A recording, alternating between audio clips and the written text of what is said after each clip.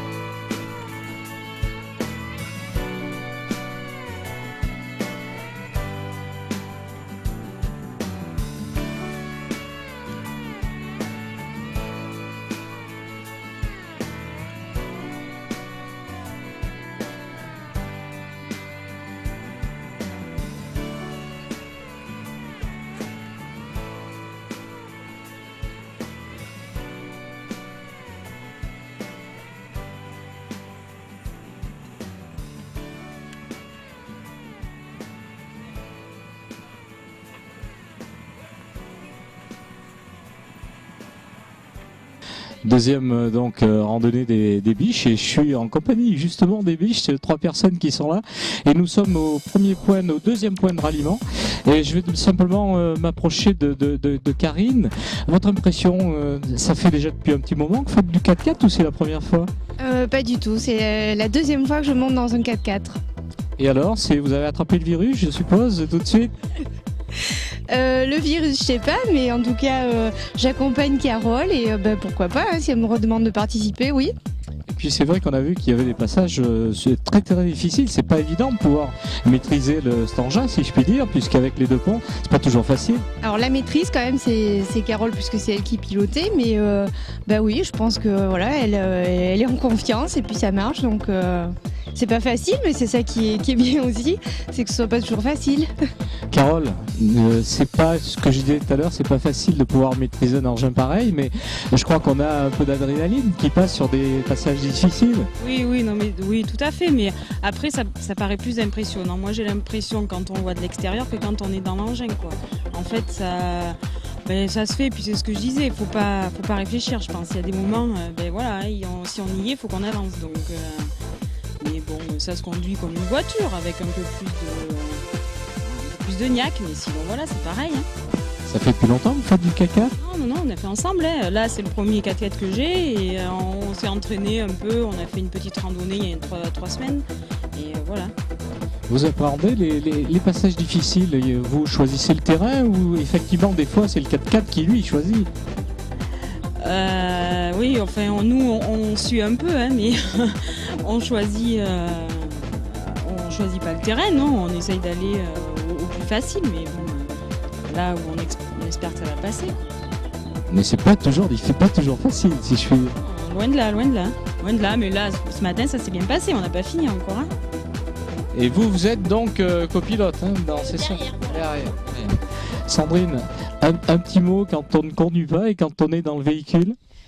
Franchement, c'est affreux. J'ai jamais fait de 4x4 et il y a des endroits, c'est vrai que c'est très impressionnant. Il faut s'accrocher. Des moments on décolle de 30 cm, ça fait. Mais bon, c'est rigolo, c'est sympa. Une fois que ça a été franchi, finalement, il y a un petit plaisir aussi. Ah oui, il y a un petit plaisir et puis elle se débrouille très très bien, hein. Franchement. Non, elle se débrouille bien.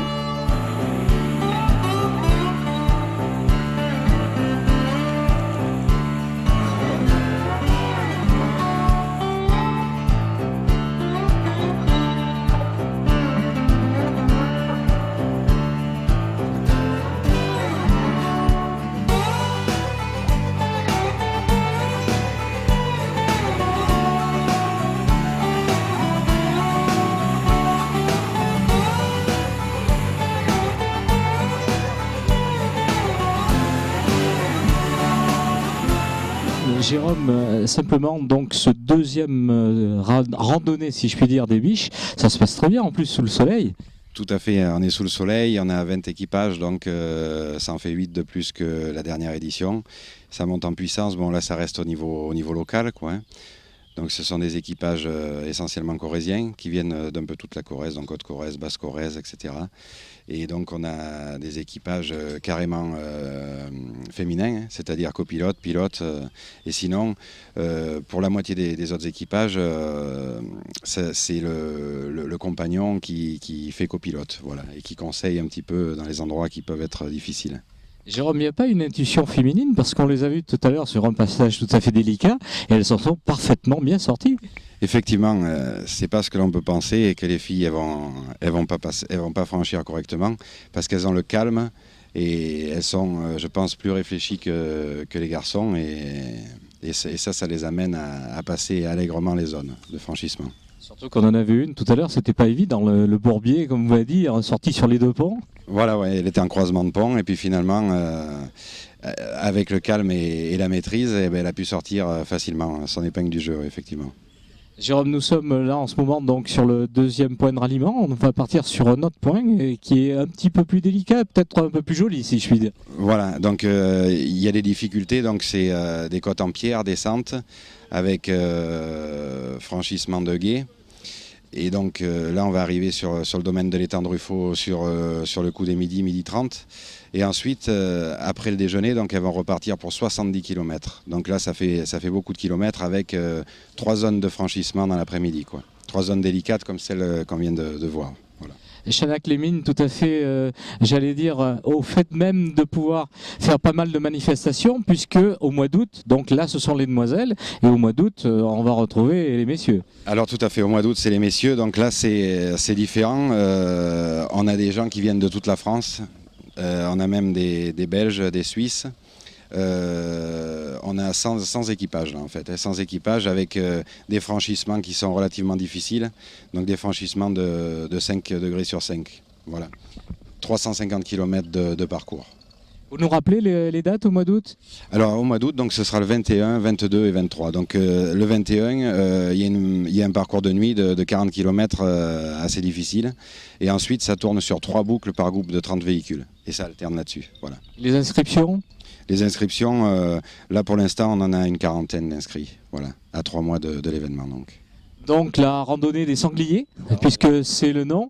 Donc je propose qu'on se retrouve bien évidemment au mois d'août, que tout le monde vienne participer, parce que quand on le dit, c'est quand même les 4x4, c'est vrai qu'il y a ce côté écolo, car vous respectez aussi la nature. Tout à fait.